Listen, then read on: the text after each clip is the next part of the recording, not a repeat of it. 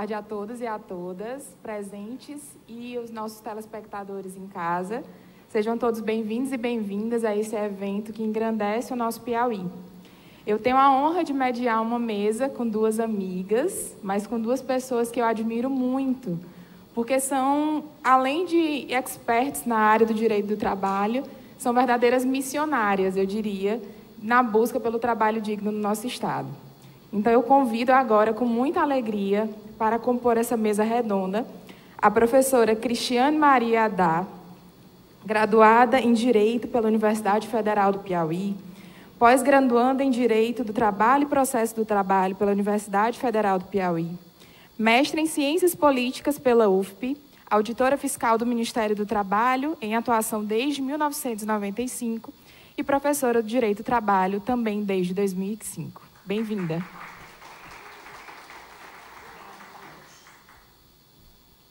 Convido também Camila Neri, advogada, especialista em Direito do Trabalho e Processo do Trabalho, mestre em Direito do Trabalho, professora universitária, vice-presidente da Comissão de Direitos Humanos da Arquidiocese de Teresina e colunista no Jornal do Advogado.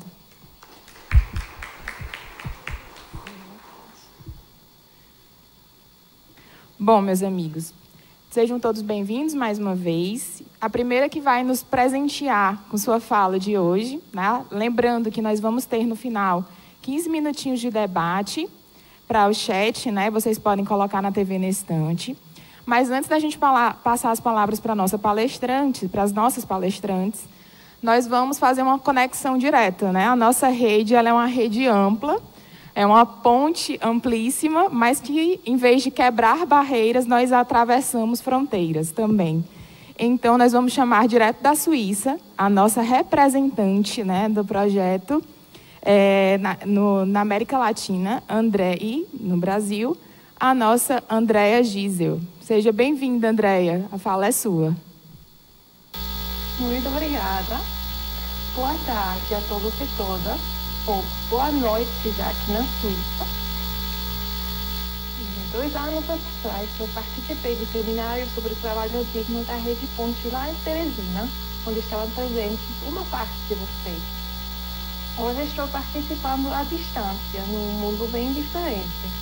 Num mundo onde falamos de máscaras, o dever de álcool, num mundo onde conversamos em números de casos de vacinação entre amigos que só conseguimos ver através da câmera do telefone. Estamos num mundo onde alguns de nós perdemos familiares e amigos. Neste novo normal, mudou também o mundo do trabalho. Quem poderia ter imaginado há 2 anos que eu participaria de pesquisa num seminário no Brasil? Nesses 2 anos, vimos um salto de qualidade nas tecnologias da informação. Isso trouxe novas oportunidades, surgiram novas posições, sobretudo na área de serviços. Em muitos serviços não tem mais limites geográficos. Hoje, por exemplo, a tradutora do Brasil pode prestar serviços na Europa. O trabalho no home office permite a alguns entre nós de conciliar melhor família e vida profissional. Eu, por exemplo, estou falando agora com minha filha dormindo no quarto do lado. Mas esse novo mundo de trabalho é cheio de desafios também. Se é possível de prestar serviços de qualquer parte do mundo para outra parte do mundo, quem regula as condições de trabalho? Como os trabalhadores e trabalhadoras podem afirmar seus direitos num contexto onde não tem entidade para fazer cumprir a lei? E, de modo geral, poder trabalhar desde casa é um privilégio para quem tem casa, um espaço tranquilo, uma boa conexão à internet, um bom café. Da maioria dos trabalhadores nesse mundo é diferente. As condições econômicas e sanitárias atuais têm como consequência que o trabalho deles é cada vez mais perigoso e as relações de trabalho são ainda mais precárias. É precisamente por essa razão que o seminário de hoje é tão importante. É hora de fazer reflexões sobre o mundo de trabalho no pior período pós-pandemia, para construir um mundo melhor. ainda mais importante é fazer essas reflexões juntos, sociedade civil, empresas e Estado. Gostaria de aproveitar esta oportunidade para parabenizar todos os representantes de empresas presentes hoje, que serão certificados pelo selo de trabalho digno. Espero que o mundo pós-pandemia seja cheio de empresas como as suas. Também gostaria de parabenizar a Rede Ponte por essa iniciativa importante de construir esse diálogo sobre trabalho digno no Piauí. É um diálogo que supera fronteiras. Desde Brück-le-Pont, na Suíça, ficamos muito felizes de poder seguir trabalhando juntos por mais um tempo. Eu, pessoalmente, fico feliz de poder estar presente hoje. Muito obrigada.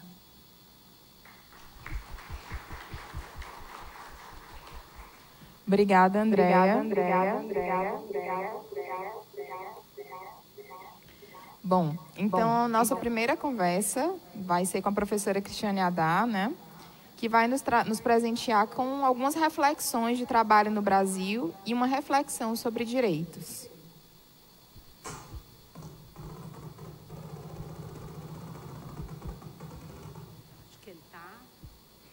Boa tarde a todos.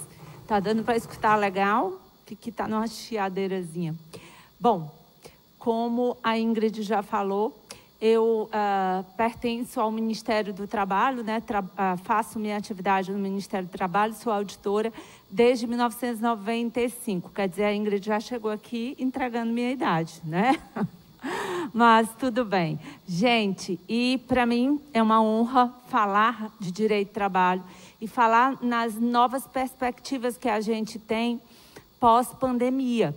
Como a Ingrid me comunicou que eu só tenho 15 minutos, eu vou logo direto ao tema. E esse momento, para mim, é especial porque eu estou trabalhando uma vez por semana no interior. E no interior, a situação de desrespeito à condição do trabalhador, ela é mais latente do que em Teresina, né? Embora Teresina também tenha, mas em uma condição menor. A gente já vinha vindo com uma crise econômica que vinha mexendo no mundo do trabalho, transformando não só as formas de trabalho, mas transformando também as condições de trabalho, né? Nós temos normas sendo modificadas constantemente, o que traz insegurança não só para o empregado, mas também para o empresário, que não sabe muito agir diante dessa situação da pandemia e o direito do trabalho. Vem uma medida provisória, tempos depois ela cai. Como auditora, eu tenho dificuldade de fiscalizar as empresas e sinto que os empresários também têm essa dificuldade.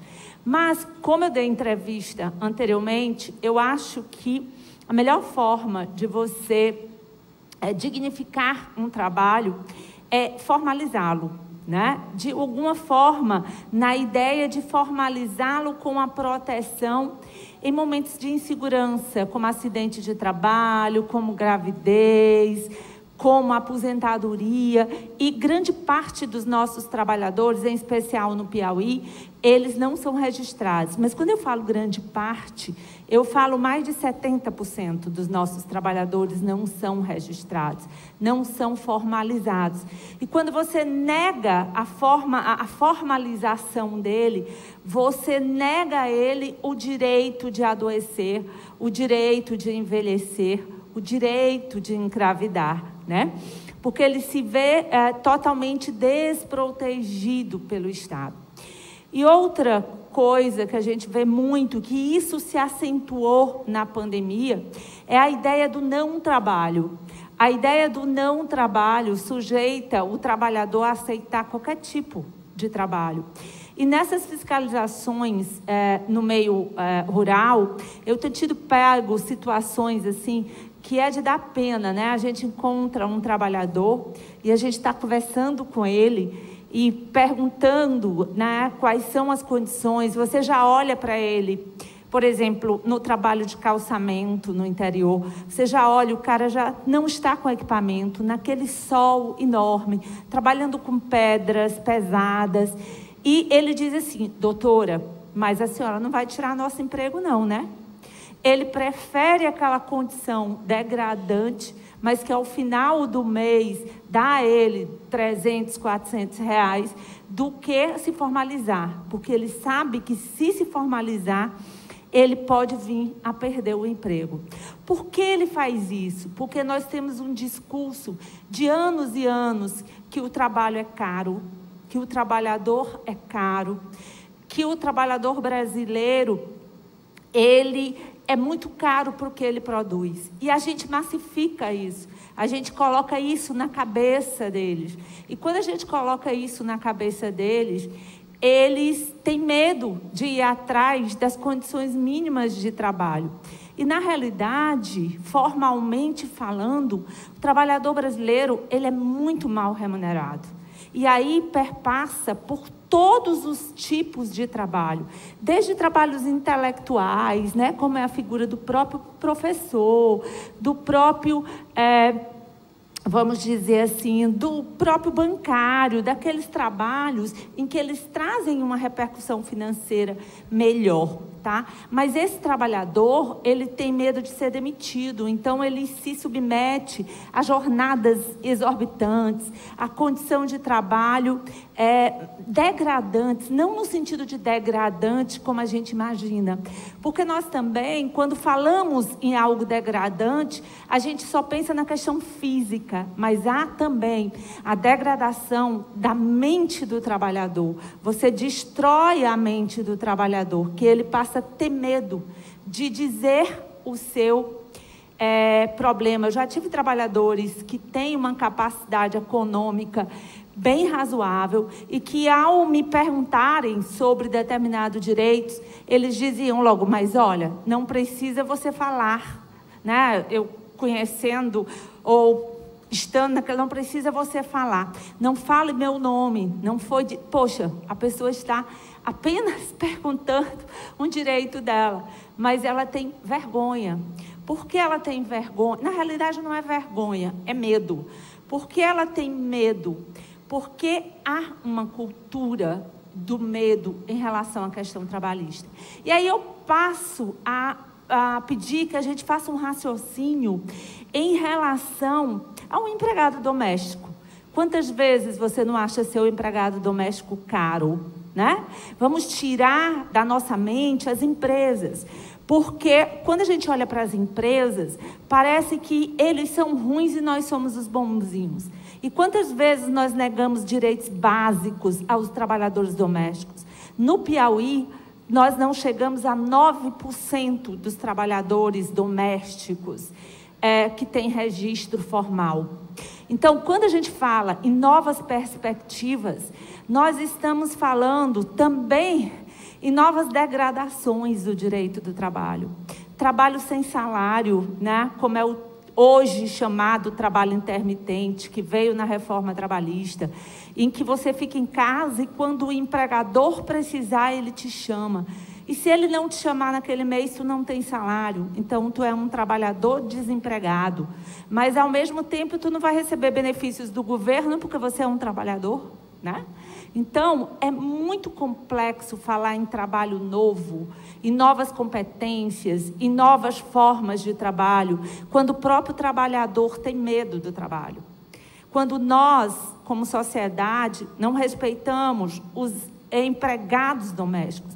E aí, eu vou falar algo que eu tenho até medo de falar, porque eu tenho... O padre falando aqui, né, padre? E eu digo, eu tenho até medo de atingir, mas eu digo muito para minhas colegas que participam de igreja, que doam cadeiras para a igreja, que participam, que levam cestas, e que falam para mim assim: ah, mas a minha empregada doméstica é isso, é aquilo. E eu fico pensando, gente, se você não faz justiça social em casa, se você não faz o que o filho da empregada olhe para ela e diga: vale a pena trabalhar, porque minha mãe está mudando de vida, você não vai fazer justiça social na rua. Porque na rua é apenas um palco. né? Então, se você não olha para a sua empregada doméstica e paga ela bem, se você pode doar alguma coisa, você pode pagar ela bem. E isso repercute no seu social, porque o filho dela vai olhar e vai dizer, olha, vale a pena trabalhar, minha mãe comprou uma televisão, minha mãe come bem, minha mãe... Agora, qualquer tipo de doação, seja onde for, ela não pode ser verdadeira quando eu verdadeiramente não faço justiça social na minha casa, né? Quando eu não me preocupo com a vida da minha empregada doméstica, quando eu não me preocupo, que é uma realidade no Piauí, com o morador do meu sítio, né? Eu digo que ele tem demais, porque ele mora no sítio, então ele tem demais. Eu trago essa reflexão para a gente não pensar que empregado só trabalha em empresa. Empregado trabalha também em casas, trabalha também em todos os locais. E as novas formas de trabalho, elas vieram como o aumento do teletrabalho, a criação do trabalho intermitente. Eles realmente chegaram na nossa sociedade. E vão para frente, eu digo a todos os meus alunos, sem estudo, sem buscar novas competências, vocês não vão abrir caminhos. Mas eles também chegaram, acho que pela crise econômica, acho que pela pandemia, de forma perversa, né? Por exemplo, o teletrabalho que foi acentuado nessa pandemia e que vai continuar sendo um polo muito forte, né? Ele foi colocado ao trabalhador sem nenhuma proteção. Eu não me lembro, não sei, se alguém aqui foi colocado no teletrabalho e alguém se preocupou com a cadeira que você usa, né? Com as dores nas costas. O maior índice de aposentadoria nesse país é problema de coluna. E problema de coluna, trabalhador que trabalha em teletrabalho, tem muito. A Ingrid está me dizendo aqui que tem problema de coluna. E aí você diz aí, mas o cara aposenta. Mas essa aposentadoria sai mais caro do que ter um trabalho digno. Porque você vai botar o cara para usar o SUS, porque ele precisa se tratar. Você vai colocar o cara para se aposentar com 40 anos, né? E a sociedade não vê isso. A sociedade vê que o valor de uma cadeira para um teletrabalhador custa R$1.000. Então é muito caro. O empregador não pode pagar isso, né? É muito caro. E se eu exigir isso, eu vou perder meu emprego para o outro colega que não existe. Então, pós-pandemia, a gente tem sim novas formas de trabalho. Mas essas novas formas, elas não vão solucionar o problema da nossa sociedade, né? Com a valorização do trabalho.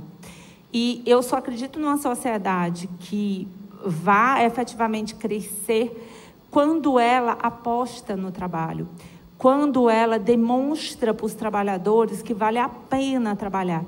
E olha, gente, às vezes são situações bobas, certo? Em que você não respeita, não obedece, né? Então, falar em novas perspectivas, penso eu, que passa pela formalização do trabalhador e pelas condições dignas. E, como auditora, eu digo que hoje o nosso governo, né, vem devagar desmontando a auditoria do trabalho, né, não contratando. Acho que nós vai fazer 10 anos, acho que o último é de 2013. Nós, como auditores, quando eu entrei no Ministério do Trabalho, nós éramos 80 e poucos. Hoje nós não somos 50, né? Com o Piauí que cresceu, estávamos falando aqui em presentear, em simbolizar empresas vioeiras, empresas. Então, o Piauí cresceu em matéria de empresas, mas a auditoria ela vem sendo desmontada. E onde você não tem auditores, né? Onde você não auditoria, mas onde você não tem fiscalização, há sim um afrouxamento, né? Um afrouxamento nas perspectivas salariais. No interior, poucos são os trabalhadores que são formalizados, poucos são os trabalhadores que recebem salário mínimo. Salário mínimo no interior é até uma piada, né? todo mundo se contenta, e aí a gente vem com aquele discurso de que viver no interior é mais barato, então o trabalhador pode ganhar menos, né? E a gente retira dele aquela condição de poder olhar para o filho e dar comida, de poder valorizar o trabalho, e isso vem acontecendo cada vez mais. Então, pós-pandemia, eu acho que nós vamos continuar com as mudanças. Eu não vou ser otimista, não sei se vocês estão acompanhando, mas aí vem uma nova reforma nesse governo, permitindo, por exemplo, trabalho de domingo a domingo, em 7 dias, né? Você podendo descansar após o 7º dia, retirando direitos, fragilizando e colocando na cabeça do trabalhador que a culpa de tudo, das empresas não gerarem emprego, das empresas, é do trabalhador, porque ele é caro. Eu aposto em trabalhos em casa, como o teletrabalho, sem controle, porque eu não posso entrar na casa da Ingrid, porque a casa dela é um asilo inviolável, então eu não posso entrar para fiscalizar, então eu não sei quantas horas a Ingrid trabalha, eu não sei as condições de trabalho dela. Então o teletrabalho é algo que veio para ficar. O contrato intermitente, que é esse contrato que eu só pago, só te chamo quando eu precisar de você, ele veio para ficar. Não sei se vocês lembram de um contrato que ele veio e depois a medida provisória não deu prosseguimento, né? Que era um contrato, até eu me falhou, é o verde e amarelo, né? O contrato verde e amarelo, em que você fragilizava horrorosamente as condições de trabalho para adolescentes e pessoas que tivessem mais de determinada anos, né? Que ele chamava, que a gente chama no direito do trabalho adolescente, trabalho envelhecente, que é aquele trabalho de acima de 60 anos, em que o trabalhador, pela própria lógica da vida, ele trabalha com uma menor condições físicas. E, no caso do adolescente, você trabalha com uma menor experiência. Porém, eu sempre acredito, né, nos países pouco mais ligados na questão trabalhista, que a gente tem como aproveitar os dois lados. A adolescência, ele é um potencial criativo muito grande. E o que a gente chama de trabalho envelhecente, ele é um potencial de experiência muito grande. E a nossa sociedade, ela não está preparada nem para um nem para o outro, né? Mas sim, eu acho que vai abrir um universo muito de tecnologia, e aí eu vou dar alguns dados, estou acabando, Ingrid. Eu vou dar alguns dados para vocês. Nós, como auditora fiscal do trabalho, sabemos que nós vamos gerar em torno de 500 mil empregos em tecnologia, só que a gente não tem esses tecnólogos, né? Não tem esse pessoal que mexe com TI, muitos. Nós não vamos conseguir entregar 200 mil. Então, uma coisa que eu falo para o jovem adolescente é que ele não pense só em universidades, que ele pense também em fazer ensinos técnicos, que são mais rápidos e que muitas vezes te dão muito mais capacidade, né? O TI aí do IFP é bem voltado na questão de colocar você no mercado. E tem vaga, gente. Como TI tem vaga. E para terminar, um dado de ontem, que assim, me chocou terrivelmente, é que nós mulheres ainda estamos piores, né? Ontem o governo federal soltou um dado que nós perdemos 462.800 empregos, sendo que, pasmem, 419 mil empregos são de mulheres, né? Quer dizer, nós mulheres pioramos as nossas condições de trabalho na pandemia. Eu mesmo não acreditei. Eu olhava para aquilo ontem no jornal e comentava com meu esposo, meu Deus do céu, como que de 462 mil empregos perdidos, 419 mil pertencem às mulheres. Então é lastimoso, é bem lastimável, né? É bem lastimável. Eu deveria ser mais propensa a dizer coisas boas, mas quem vive no mundo do trabalho efetivamente sabe que não está assim, né? Não está assim. Acho que passei meus 15 minutos. Só um pouquinho, né? Obrigada, professora. Lembrando, gente, que nós vamos ter um chat na TV na Estante, que vocês podem enviar perguntas, e o pessoal aqui do ao vivo também, tá bom? Eu vou passar agora para a professora Camila Neri, que vai conversar com a gente sobre esses desafios também, nesse momento pós-pandemia.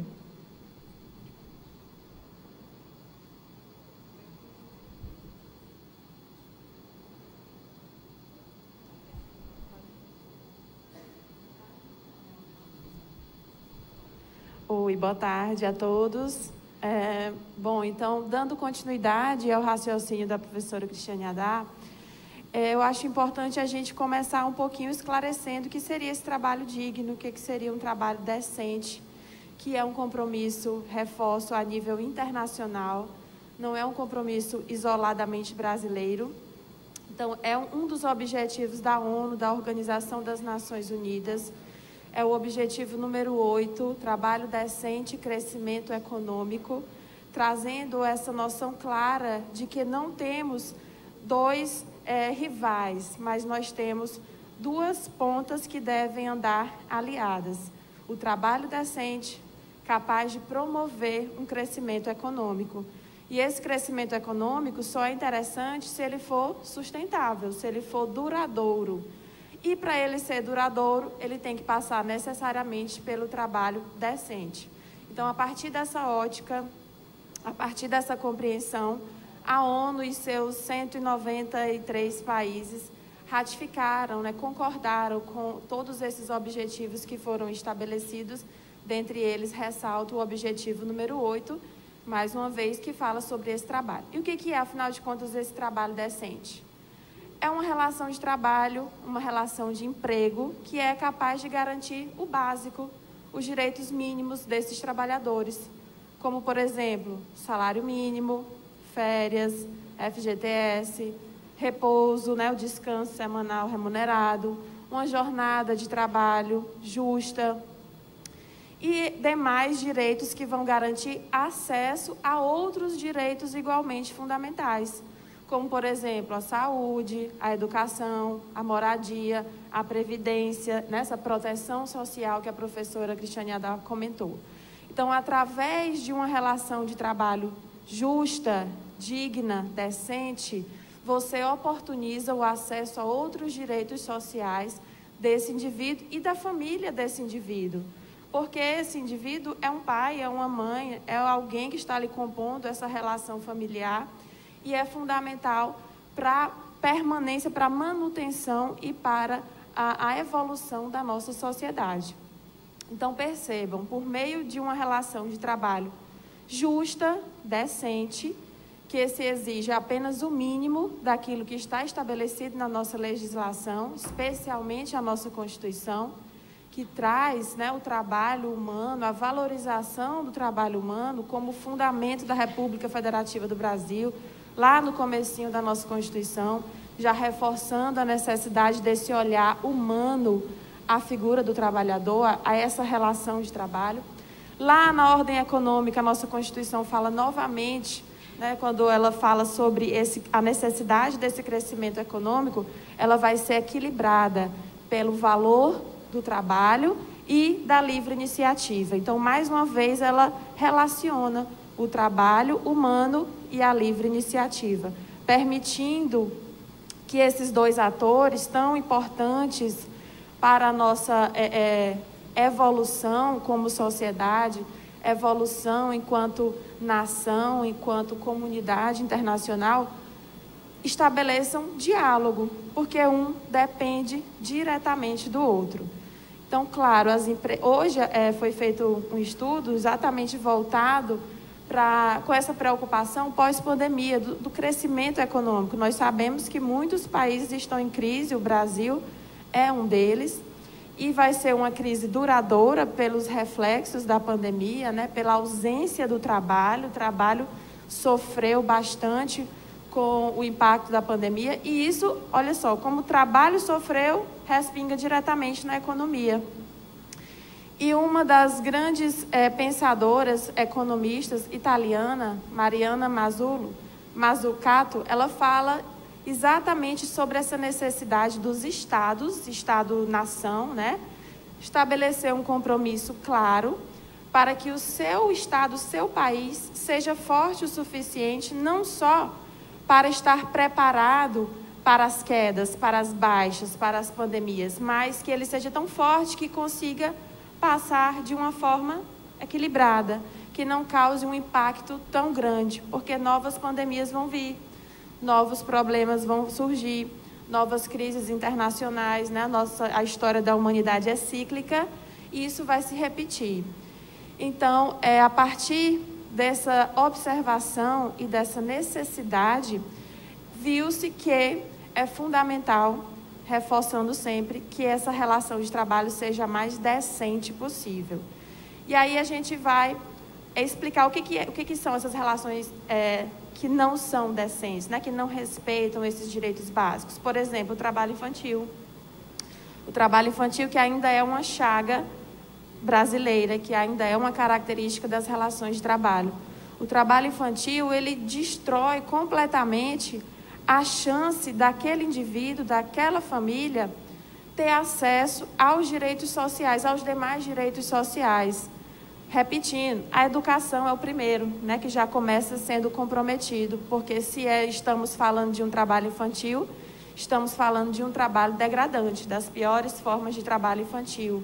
Muito comum na zona rural, muito comum nas pequenas cidades, mas também presente nas capitais. E ele acaba por criar um ciclo vicioso. Se essa criança não estuda, se essa criança não tem tempo para o seu desenvolvimento social, o seu desenvolvimento como pessoa humana, ela não vai conseguir uma melhor inserção no futuro no mercado de trabalho. E aí ela não vai ter acesso à moradia, não vai ter acesso à alimentação de qualidade, não vai ter acesso a um emprego melhor. Às vezes pensa, não, melhor botar para trabalhar de qualquer forma, para não ficar na rua, não ficar brincando, não ficar fazendo sei lá o quê, e lá no futuro as coisas vão se resolver. Mas o que a gente observa é o inverso, né?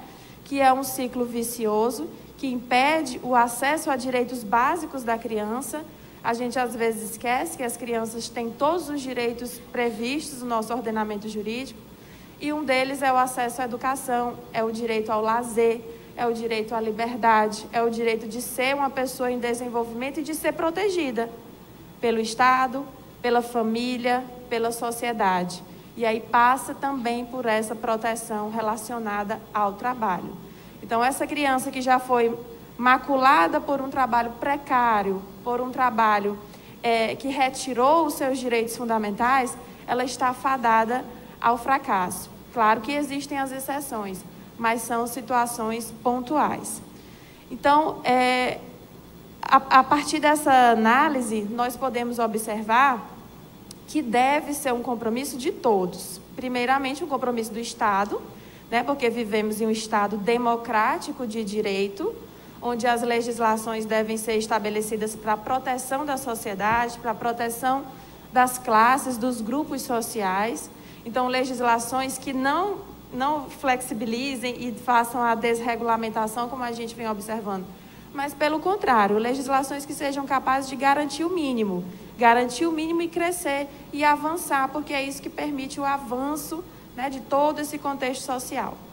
Compromisso das empresas, e aí é importante essa parceria do Estado com as empresas, né, para que elas possam também exercer o seu papel, a sua função social, assim como estabelecido pela nossa Constituição. E um compromisso nosso de cidadãos, de pessoas humanas, reconhecendo no outro trabalhador uma figura humana, um ser humano detentor de todos os direitos. E mais uma vez faço referência à fala da professora Cristiane Haddad. Às vezes a gente prega que o outro promova essa relação de trabalho digna, decente, mas não praticamos isso dentro da nossa casa. Não damos esse exemplo aos nossos filhos. Então, é um compromisso de todos, do Estado, das empresas, da sociedade, dos indivíduos, para que a gente possa crescer efetivamente.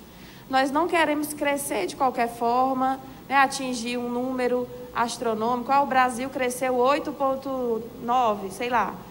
Nós queremos um crescimento sustentável, duradouro, e ele passa pela relação de trabalho, pela relação de emprego justa, por uma relação de emprego decente, que promova, que enalteça a dignidade da figura desse trabalhador, dando acesso a ele, a esses direitos fundamentais. Então, para concluir, né, eu acredito sim que nós podemos, a partir dessa lição que nós tiramos da pandemia, a partir dos resultados que nós todos estamos sofrendo, os trabalhadores estão sofrendo, os empresários estão sofrendo, os estados, as nações, eu acredito que a dor também vem para ensinar. Então, a partir desse ensinamento, nós podemos transformar, nós podemos criar novas relações, criar novas normas, novas regulamentações e preservar aquelas que já foram duramente conquistadas, para que o nosso país, para que o nosso estado, para que a nossa sociedade, para que a nossa comunidade possa crescer, possa evoluir e, com isso, né, cair todos os outros índices, inclusive o índice de violência, né, de pobreza, de miséria, que está também diretamente relacionado a uma relação de trabalho. Sem uma relação de trabalho justa, decente, não há que se falar em paz, seja uma paz mínima numa comunidade ou seja numa paz no âmbito internacional, né? Já que todos esses países comprometidos internacionalmente pensaram, idealizaram e entenderam que a promoção da paz passa pela garantia dos direitos sociais. Essa é a característica básica da ONU, da Organização das Nações Unidas, e da OIT, da Organização Internacional do Trabalho. Então, para finalizar, eu deixo aí uma mensagem de esperança. Nós podemos, nós temos todas as ferramentas, nós temos esclarecimento, condições e temos que lutar para a melhoria de todos nós. Muito obrigada, professora.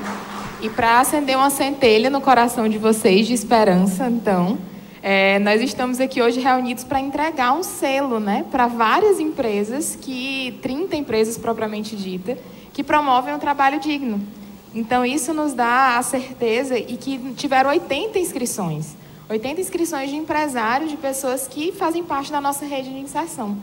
Então, o nosso tempo está bem limitado agora, mas eu queria deixar para vocês, pessoal, que está em casa e aqui também, foi feito um informativo, né, dos resultados, claro, de forma sigilosa, atendendo todos os respeitos que é necessário das informações que nos foram repassadas, mas um informativo sobre o trabalho digno, dessas tantas empresas que fazem parte dessa rede de inserção solidária, né, em parceria com a Rede de Ponte e a Bruclepom. Então, esse informativo está disponível no nosso site, no site da rede, redeponte.org.br, e está acessível, né, para todos os empresários, para todos os empregados e os nossos parceiros. Então, muito obrigada pela fala de vocês, tão elucidativa, tão atual, né, e que nos choca, mas que também nos faz nos movermos em frente, buscando termos esperança de que o trabalho digno seja uma constante nas nossas vidas. Porque como é o nosso, o Jacé até brinca dizendo que é o mote, né, eu vou dizer que é o nosso lema: com trabalho digno, todos ganham. Então, muito obrigada, professoras. E agora eu convido as representantes da Caritas Arquidiocesana, Caritas e Caritas Regional, Lucineide e Célio, para entregar um mimo para vocês nesse momento.